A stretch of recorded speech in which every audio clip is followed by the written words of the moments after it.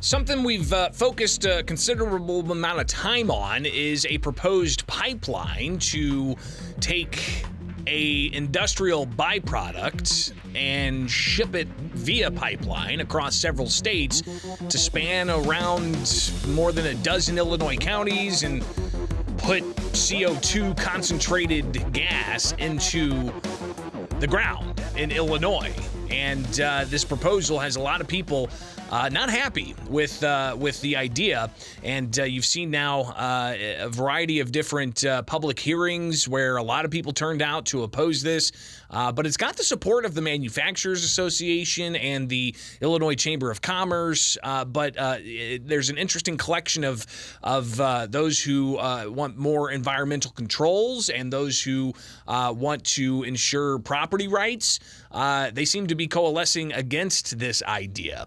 So what are the next steps here, and what's happened in the past few weeks that we definitely need to be updated on? To talk about that and more is just a citizen here in Central Illinois, Kathleen Campbell. She has been opposed to this and helping organize others to be opposed to this. Kathleen, thanks for taking time with us, and a lot to get to, especially after last month's public hearing of sorts where a lot of people turned out in opposition. You've got State Senator Steve McClure with legislation at the State House that would ultimately control this and not allow it to move forward unless there's some more federal regulations on all of this. But you also are looking at other states and how they're reacting to these proposals. Thanks for taking time with us this morning with Springfield's Morning News. What's the latest? Good morning. Well, a lot has been happening. In fact, it's hard to almost track it all.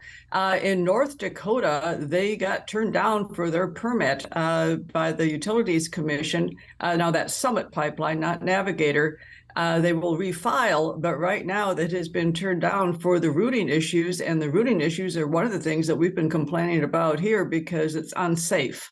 July 17th, we had a turnout of approximately 500 people, and they all came independently. Navigators saying we bust them in, we didn't, to come and protest. That went on for hours of public comment, and I would say 95% in opposition.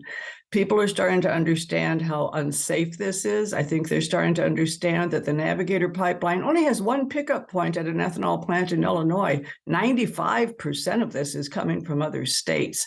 So this is not about preserving the ethanol industry in Illinois. The Wolf Pipeline has 0 pickup points for ethanol in Illinois. It's all coming in from out of state. And for a public company to take eminent domain and make us unsafe and tear up this much prime farmland, we just don't accept it.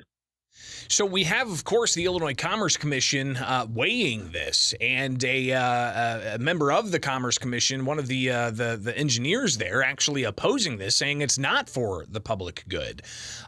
What's next here? I mean, I know Sangamon County has been holding hearings. Are they going to take any action in Sangamon County to either support or oppose this? Sangamon County has been great. They paid for and sponsored a public forum July 17th, like I say, attended by about 500 people. As a result of that, the zoning committee put it on their agenda for that same Thursday night, which was not originally planned, and passed 2 resolutions opposing the pipeline. Those resolutions are on the Sangamon County board meeting agenda for tomorrow night. Now it's at 6 o'clock. And they have booked that actually at the Boss Convention Center to accommodate a large crowd, considering how many people turned out for July 17th. Now, those 2 resolutions are very impactful for Sangamon County. So what they're doing is they're expanding the moratorium that goes until January 1st through December 31st to include sequestration, which previously it was just for the Navigator pipeline or pipelines in general. So this is all CO2 projects, including the sequestration. Because we don't want what's happening in Montgomery County to be happening here with the drilling, the noise, the sequestration, the road disruption, et cetera. And the other thing is they're moving to opposition at the state and federal level for CO2 pipelines, which is a major shift. They're also shutting down all, that moratorium also shuts down all permitting within Sangamon County for anything related to the CO2 projects. So we're hoping that, I know people are tired, they've been turning up so much at county board meetings, thank you.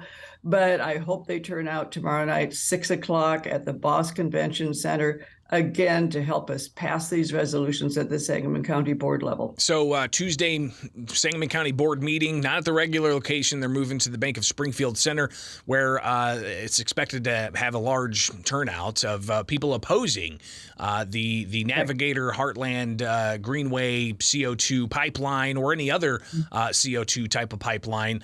Of course, they're talking about the supporters of this saying it's going to be great for industry. It's going to be great for ethanol manufacturers in Illinois.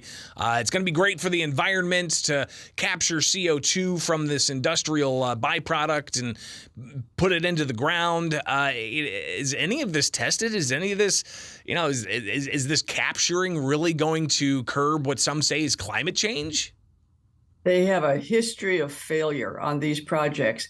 Now, historically, the ones that have been successful that they talk about, 5,500 miles of pipeline in the U.S., have been single point-to-point pipelines, unlike Navigators with 21 pickup points, for enhanced oil recovery, which actually increases the release of CO2 in the environment. They pick it up, and then they put it in kind of the equivalent of fracking to get out the last remnants of gas and oil.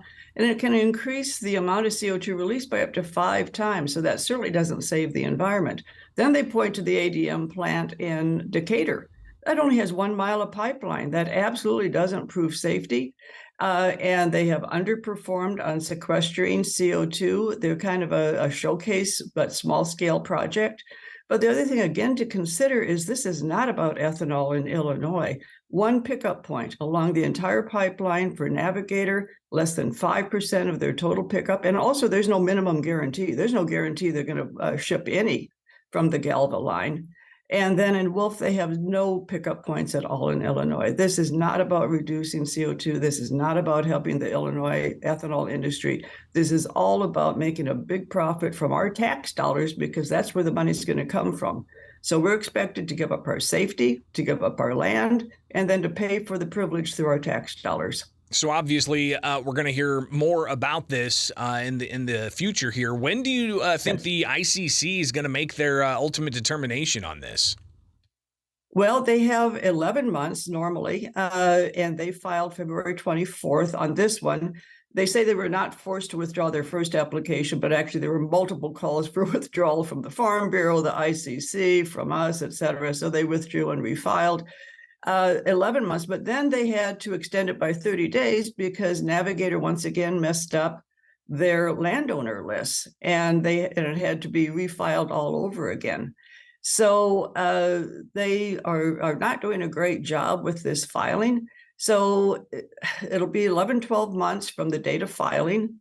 The cross-examinations will occur in October for testimony.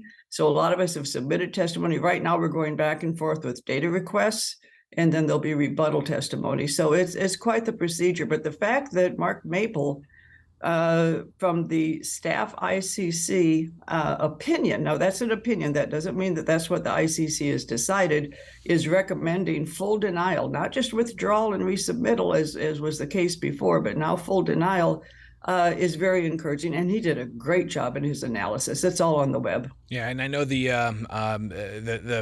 plaintiff here, I guess, the pipeline has just a few weeks or so to officially file their response to some of the opposition, and we'll watch all this play out. Kathleen Campbell, greatly appreciate your time again. Tomorrow night at the Bank of Springfield Center, the Sangamon County Board moving their meeting there so they can make way for what's anticipated to be dozens, if not hundreds, of people opposing this proposed CO2 pipeline. Greatly appreciate your time this morning and for the updates, and we'll definitely talk again soon, all right? Great. 6 o'clock, not 7 o'clock. Thank you. All right, bye. Absolutely. It is Springfield's Morning News on 92.7 WMAY, Springfield's News and Talk.